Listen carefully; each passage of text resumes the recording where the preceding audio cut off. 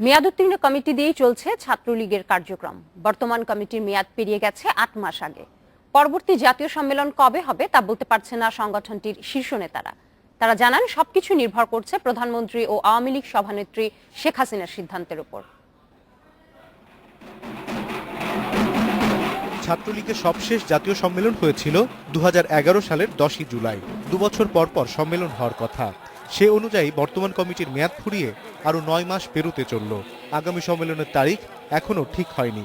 ছাত্রলীগ নেতাদের অজুহাত, অস্থিতিশীল রাজনৈতিক পরিস্থিতির কারণে ঠিক সময়ে কাউন্সিল সম্ভব হয়নি। সময় মতো সেটা করার তাগিদও খুঁজে পাওয়া যায় না তাদের মধ্যে। সংগঠনের সমত মেয়াদ উত্তীর্ণ।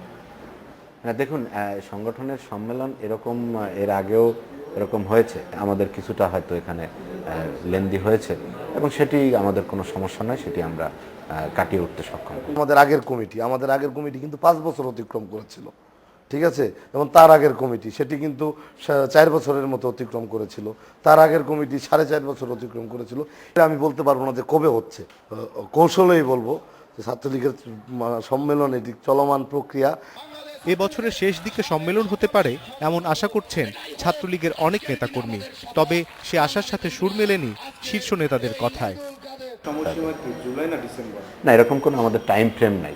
আমাদের নেত্রীর যদি কোনো ডিরেকশন থাকে আমরা সেভাবেই আমরা কাজ করে যাই। মাননীয় নেত্রী যেই দিন বলবেন সেই দিনই আমরা সম্মেলন করব এবং যে কোনো সময় আমরা সম্মেলন করার জন্য প্রস্তুত রয়েছি।